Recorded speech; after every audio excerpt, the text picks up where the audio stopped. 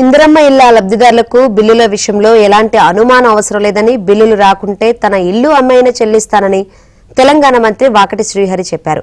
నారాయణపేట జిల్లా మక్తల్లో ఇందిరమ్మ ఇళ్ల లబ్ధిదారులకు పత్రాలు అందించారు. కాంగ్రెస్ ప్రభుత్వం అధికారంలోకి వచ్చిన 18 నెలల్లోనే ఇందిరమ్మ ఇళ్ల లబ్ధిదారులకు పత్రాలు అందిస్తోందని వివరించారు.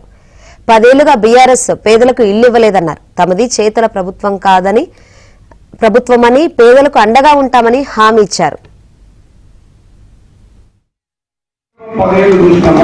10 సంవత్సరాలు బీఆర్ఎస్ గవర్నమెంట్ చూస్తున్నాం. ఎవరికైనా ఇల్లు వచ్చిందా? ఒకసారి చేయలేపండి. ఎవరికి ఇల్లు వచ్చిందా? ఒక పేదోనికి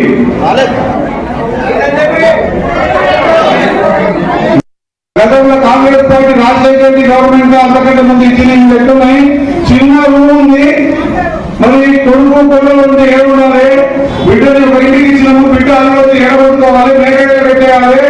డబుల్ బెడ్రూమ్ అంటే ఎట్లా ఉంటుందని చెప్పి డబుల్ బెడ్రూమ్ లో బొమ్మలు చూపించి ఓట్లు వేసుకొని 2 సార్లు అధికారంలోకి వచ్చిన తర్వాత కూడా ఒక పేదోనికి ఒక ఇల్లు దౌర్భాగ్యం మేము చూస్తున్నాం.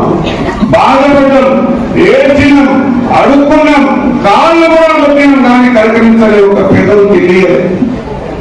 నేను అనుకుంటా ఈ ఇళ్ళకే మంచిదేమో. ఇప్పుడు నా చేత ఇచ్చే అవకాశం దొరికి